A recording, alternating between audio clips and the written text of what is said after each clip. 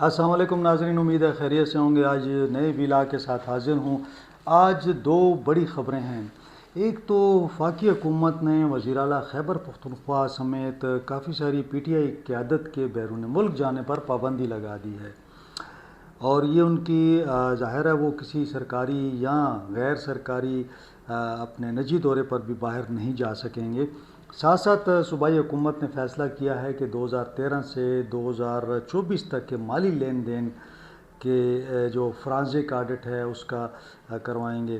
تو یہ دونوں اہم ایشوز ہیں، آج ہم ان پر ڈیٹیل میں بات کرتے ہیں۔ اس سے پہلے کہ میں ڈیٹیل میں جاؤں، آپ سے وہی ریکویسٹ کہ چینل کو لائک کریں، سبسکرائب کریں، دوستوں کے ساتھ شیئر کرنا نہ بھولیے، اور اگر اچھا لگے نا تو یہ بیل آئیکن بھی دبا دیں۔ اس کو دبانے سے یہ ہے کہ آپ کو نیا ویلاگ مل سکے گا۔ پہلی خبر یہ ہے جناب کہ وفاقی حکومت نے وزیر اعلیٰ خیبر پختونخوا سہیل آفریدی کے بیرون ملک جانے پر پابندی عائد کر دی ہے۔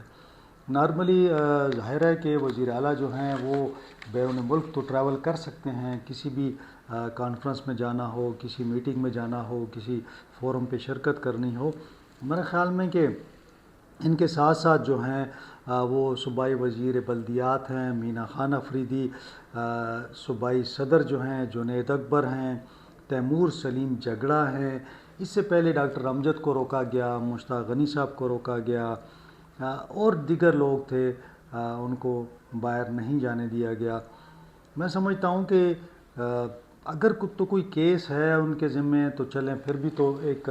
ایک جسٹیفیکیشن بنتی ہے کہ جناب ان کے خلاف کوئی کارروائی ہے اور کسی عدالت نے کہا ہے، لیکن اس طرح پروویژنل نیشنل جو ان کی ایک لسٹ ہے اس کے اوپر اس طرح ڈال دینا کہ بھئی آپ لوگ باہر نہیں جائیں گے، تو میرے خیال میں یہ زیادتی ہے۔ اگر دیکھا جائے تو تقریباً اگر کسی نے ہم نے دیکھا ماضی میں کہ لوگوں کو عمرے پہ جانے سے، حج پہ جانے سے بھی روکا گیا۔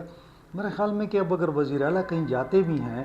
تو کیا وزیر اعلیٰ پھر واپس نہیں آئیں گے؟ یا صوبائی وزراء جو ہیں اگر وہ باہر جاتے ہیں تو واپس نہیں آئیں گے؟ ایسا تو ہو نہیں سکتا۔ ہاں، اگر وہ پوزیشن میں ہوں، حکومت سے باہر ہوں، تو پھر امکانات بعض اوقات میں ہوتے ہیں کہ وہ جائیں گے اور ان کا جو وہاں پہ رہائش ہے وہ طویل ہو جائے گی۔ لیکن معاملہ یہ نہیں ہے، معاملہ یہ ہے کہ ٹھیک ہے، اگر آپ کا کسی کے ساتھ کوئی ایشو ہے، کیس ہے، تو وہ تو آپ اپنا ڈیل کر لیں اس کے ساتھ، لیکن اگر یہ صرف اس بات پہ ہے کہ ان کو لازمی آپ نے وہ تنگ کرنا ہے، یا وہ عدالتوں میں بھی جاتے ہیں، لیکن اب پابندی آپ نے لگائی ہے، ٹھیک ہے، پابندی کے پیچھے کوئی بیک گراؤنڈ ہونا چاہیے۔ میں یہ صرف کہہ رہا ہوں کہ آپ ٹھیک ہے پابندی لگائیں، لیکن پابندی کے ساتھ کچھ تو اس کے ساتھ کوئی ہونا چاہیے کہ بھئی کس وجہ سے پابندی لگائی ہے آپ نے۔ پھر کئی رہنما میں نے دیکھے جو ہائی کورٹ چلے گئے، جیسے اعظم سواتی صاحب تھے وہ بھی ہائی کورٹ چلے گئے۔ اس طرح میں نے دیکھا کہ جو تیمور سلیم جگڑا ہیں وہ بیرون ملک جانا چاہتے تھے، وہ بھی ہائی کورٹ چلے گئے۔ اب جب ہائی کورٹ ان کو اجازت دے دیتی ہے، اس کے باوجود جو ہے حکومت جو ہے وہ اس کے باوجود ان کو جانے نہیں دیتی، تو میرے خیال میں کہ ہم ایسے حالات میں ہیں کہ جہاں عدالتوں کے فیصلوں کی بھی اتنی عزت نہیں ہے جتنی کہ ہونی چاہیے۔ اور کئی بار میں اس پر بھی بات کر چکا ہوں کہ جس ملک میں عدالتیں یا عدلیہ آزاد نہیں ہوگی، اس ملک کے اندر پھر انسانی حقوق کی جو بات ہے نا وہ تو بہت پیچھے رہ جاتی ہے، کیونکہ جب آپ کی یہاں پہ عدالتوں کی یہ حالت ہے کہ ان کے فیصلے آ جاتے ہیں اور وہ ان پر کوئی کارروائی نہیں ہوتی، تو پھر انصاف تو پہلے ملتا نہیں ہے، اگر ملتا بھی ہے تو بڑی تاخیر سے ملتا ہے، اور اگر عدالتیں فیصلے بھی کر دیں اور ریاست جو ہے اس کو تسلیم نہ کرے، میرے خیال میں کہ یہ بہت ہی آمرانہ دور میں بھی ایسا نہیں ہوا۔ اب ججز، یا تو ججز میں اہلیت نہیں ہے کہ وہ اپنے فیصلے منوا سکیں، یا دوسری صورت میں ہم یہ کہہ سکتے ہیں کہ ججز بھی آن بورڈ ہیں کہ ہم فیصلے دے دیں گے، آپ عمل کریں نہ کریں۔ تو اگر عدالتوں نے فیصلے دینے ہیں، ان پر عمل نہیں ہونا، تو پھر عدالتوں کا فائدہ کیا ہے؟ پھر عدالتیں کیا مطلب اس سے کریں گی عدالتیں؟ تو یہ کچھ ایسی چیزیں ہیں جن پر میرے خیال میں کہ جس ملک میں آزادی صحافت، ہیومن رائٹس کے ایشوز ہوں، عدلیہ کی آزادی کے ایشوز ہوں، وہاں پہ میرا خیال میں کہ شہری حقوق تو بالکل سلب ہو جاتے ہیں۔ بہرحال یہ ایک ایشو ہے، دیکھتے ہیں کہ آنے والے دنوں میں ان میں سے کوئی لوگ جو ہائی کورٹ دوبارہ جاتے ہیں اور ہائی کورٹ کیا اس پہ دیتی ہے۔ دوسری خبر جو میں ڈسکس کرنا چاہ رہا تھا کہ وہ ایک صوبائی حکومت نے فیصلہ کیا کہ جو مالی لین دین، مطلب جو کانٹریکٹ وغیرہ جو ہوئے ہیں بڑے یا دوسرے جو معاملات ہیں جہاں پہ پیمنٹس گئی ہیں، تو اس میں 2013 سے 2024 تک کے جو معاملات ہیں ان کا فرانسک آڈٹ کیا جائے گا۔ معاہدے کے تحت ایک کمپنی ہے، اس کو تمام ریکارڈ تک رسائی دی جائے گی اور وہ کمپنی جو ہے تمام معاملات کی جانچ پڑتال کرے گی، بے ضابطیوں کی نشاندہی کرے گی، یہ اس کو مینڈیٹ دیا گیا ہے۔ آڈٹ میں تمام مالی ریکارڈ ہوگا، جتنا بھی مطلب ان کے پاس سپورٹنگ ڈاکومنٹس ہوں گے، وہ ساتھ ساتھ وہ سسٹم میں جو نقائص ہیں، بے ضابطگیاں ہیں، ان کی نشاندہی کریں گے۔ یہ فیصلہ اس لیے کیا گیا کہ حال ہی میں جو مالی سکینڈل تھا کوہستان کا 40 ارب روپے کا، اس کے بعد یہ فیصلہ کیا گیا ہے کہ دیگر علاقوں میں بھی دیکھا جائے کہ کیا وہاں پہ بھی تو نہیں اس طرح کے سکینڈل ہوئے، کیونکہ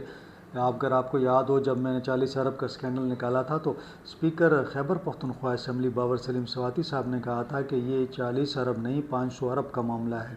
تو اس کے بعد انہوں نے کہا تھا کہ تورغر میں، چترال میں اور باقی اضلاع میں بھی اس قسم کے فراڈ ہوئے ہیں، بہت بھاری پیمانے پر ہوئے ہیں۔ اب اس کمپنی کو تقریباً کوئی 4 سے 4.5 کروڑ روپیہ بھی دیا جائے گا تاکہ یہ آڈٹ کرے، لیکن آڈٹ ہمیشہ پورے سسٹم کا نہیں ہوتا، بلکہ جو ان کو پرووائڈ کیے جاتے ہیں ان میں سے وہ 10% کا یا 20% کا کوئی آڈٹ کر لیتے ہیں، اس کے بعد اس کا فردر آڈٹ نہیں ہوتا، تو وہاں پہ اگر ان کو کچھ ملے تو وہ نکال لیتے ہیں۔ لیکن معاملہ یہ کہ اب 2013 کا اگر آڈٹ ہو بھی جاتا ہے، اس کے اندر ایک آئیڈینٹیفیکیشن ہو جاتی ہے کہ جی فراڈ ہوا تھا 10 ارب کا، 20 ارب کا، 50 ارب کا، تو میں سوال یہ پوچھتا ہوں کہ 2013 میں اگر ہوا تھا تو کیا وہ افسر ابھی تک عہدوں پہ ہوں گے؟ یقیناً وہ ریٹائر ہو چکے ہوں گے اکثر اس میں سے، کیونکہ آخری یہ جو عہدے ہوتے ہیں ان پر 2-3 سال ہی لوگ رہتے ہیں، اس کے بعد وہ ریٹائر ہو جاتے ہیں، پھر کئی اس میں زندہ بھی نہیں ہوں گے، شاید فوت ہو گئے ہوں۔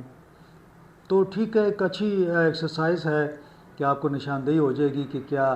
خامیاں ہیں، کیا نقائص ہیں، کیا کون سی بے ضابطگیاں ہوئیں۔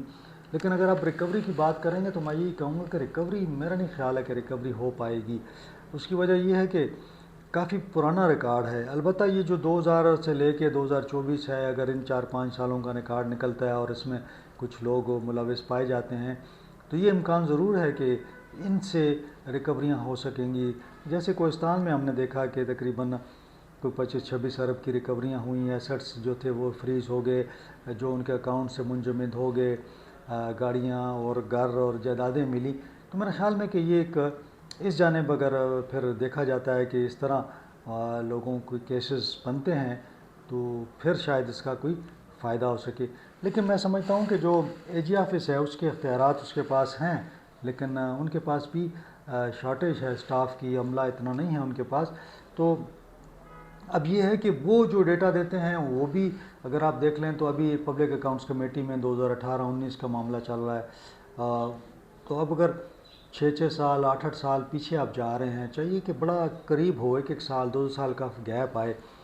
تو وہ جو آپ اکاؤنٹ دیکھتے ہیں تو وہ لوگ حاضر سروس افسر ہوتے ہیں، وہ موقع پہ جواب بھی دے سکتے ہیں، موقع پہ ڈاکومنٹس بھی دے سکتے ہیں، موقع پہ جناب اس کا رسپانس بھی دے سکتے ہیں۔ لیکن اگر ایسے افسر ہیں جو ریٹائرڈ ہو گئے ہیں یا جو اپنا فوت ہو گئے ہیں تو پھر ان کا تو میرے خیال میں کوئی اس سے کیا ریکوری ہوگی۔ تو یہ بہرحال یہ حالات ہیں، تو دیکھنا یہ ہے کہ یہ جو فرانزک آڈٹ ہوتا ہے اس کا کب ڈیٹا سامنے آتا ہے، تو جب ڈیٹا سامنے آتا ہے تو پھر ہی دیکھا جائے گا، کیونکہ میں دیکھ رہا ہوں کہ محکموں کے اندر کرپشن ہے آج کل، تو کرپشن کوئی نئی بات نہیں ہے، بہت عام سی بات ہو گئی ہے، اور ایک لوگ جو ہیں اس میں اس طرح ملوث ہیں کہ تقریباً کوئی ادارہ اس سے پیچھے نہیں ہے۔ بہرحال یہ آج کی 2 اہم خبریں تھیں اور میں چاہ رہا تھا کہ آپ کے ساتھ یہ شیئر کروں، کیونکہ بہت کم ہی ایسا ہوتا ہے کہ جو اہم خبروں کے ساتھ یہ چھوٹی خبریں جو ہیں وہ رہ جاتی ہیں۔